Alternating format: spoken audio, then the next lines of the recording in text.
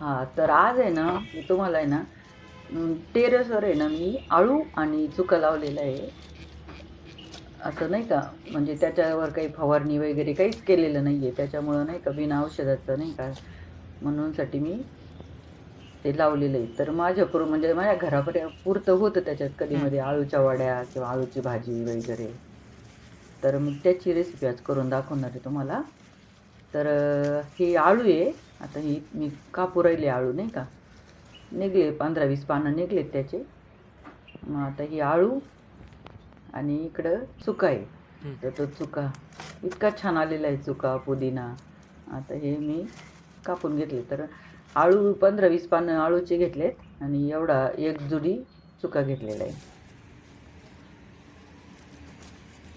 तर तो चांगलं परत निवडून घ्यायचा.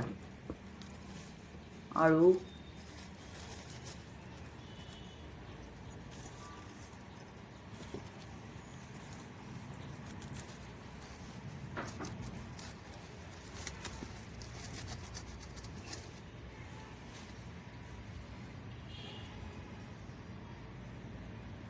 त्याच्यात काही कचरा असेल तर तो बाजूला काढला.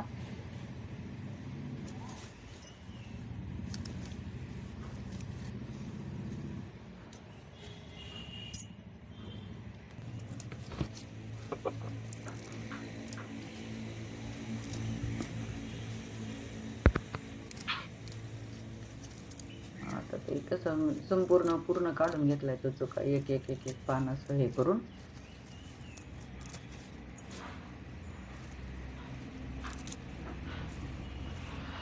मी ना ह्या रेसिपी आहेत ना एकदम साध्या आणि घरगुती सोप्या पद्धतीने त्याच्यात असं काहीच बाहेरचं हे करत नाही. सगळं याच्यात दाखवण्याचा प्रयत्न करते. तुम्हाला आहे ना आवडल्या तर त्या सबस्क्राईब करा चॅनलला. हां, तर मी आता ही आळू आणि चुका चिरून घेतलाय आणि ते कुकरमध्ये शिजवून घ्यायचं आहे. तर त्याच्यासाठी ना जेवढं काढले तेवढं सगळं चिरून घेतले. त्याच्यासाठी हरभऱ्याची डाळ अर्धी वाटी भिजवून घेतली, शेंगदाणे अर्धी वाटी आणि ते टाकले त्याच्यात. कुकरला आहे ना लावायचं मग आता. आता ही ही 4 ते 5 माणसांसाठी पुरेशी होती एवढी भाजी. भाताबरोबर पण छान लागते, भाकरीबरोबर पण छान लागते. तुम्ही फक्त माझ्या पद्धतीने एकदा करून बघा. आता हे कुकर लावलंय मी. त्याची एक शिट्टी होऊन द्यायची आणि 5 मिनिट कमी गॅसवर ठेवायचं. पाणी टाकलेलं आहे एक ग्लास. आता हे कुकर थंड झालाय. हे काढली आता आणि ती हटून घ्यायची चांगली.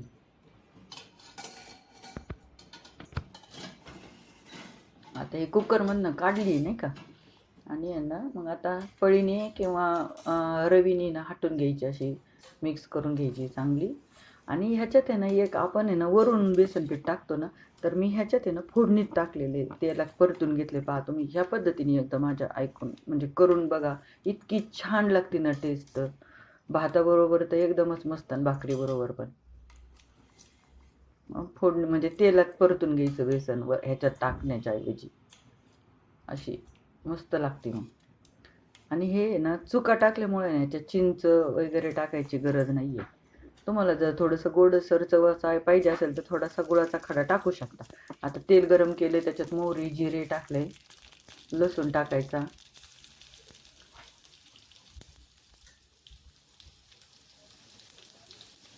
लसूण एक हे घेतलेले, एक चमचा मोहरी, एक चमचा जिरे, लसूण, एक हे घेतला गड्डा आणि अर्धी वाटी बेसन घेतलं.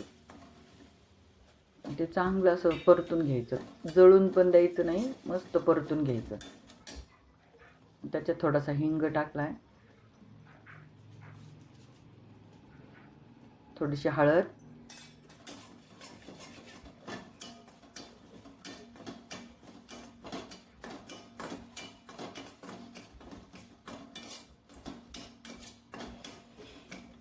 आणि 2 चमचे तिखट टाकायचं.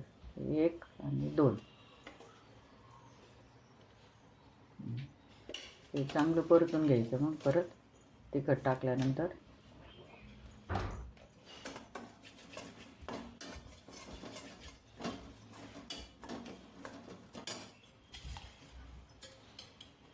आता ही हटवलेली भाजी टाकायची, हटवून घेतलेली मिक्स करून. आणि तुम्हाला पातळ आहे ना किती कशी भाताबरोबर खायची का भाकरीबरोबर खायची त्याच्यानुसार तुम्हाला जर थोडीशी घट्ट वाटली थोडंसं पाणी टाकू शकता. आता मला ह्याच्यात अशा प्रमाणात ठीक वाटते एवढी आम्हाला हे, त्यामुळे मी आता वरून मीठ टाकलं. मीठ आहे ना 2 चमचे टाकलं छोटे. आता ही चांगली उकळून द्यायची. एक उकळी आली ना, हा मैत्रिणी, आणि तुम्हाला आहे ना जर थोडंसं गोडसर पाहिजे असेल ना थोडासा गुळाचा खडा टाका त्याच्यात. इतकी पौष्टिक हेल्दी भाजी आहे ना, अशी ना कमीत कमी 1-2 महिन्यातनं एकदा करून खाल्ली पाहिजे, शरीरासाठी चांगली. तर 5 मिनिट ठेवायची ही उकळी आल्यावर खाण्यासाठी तयार.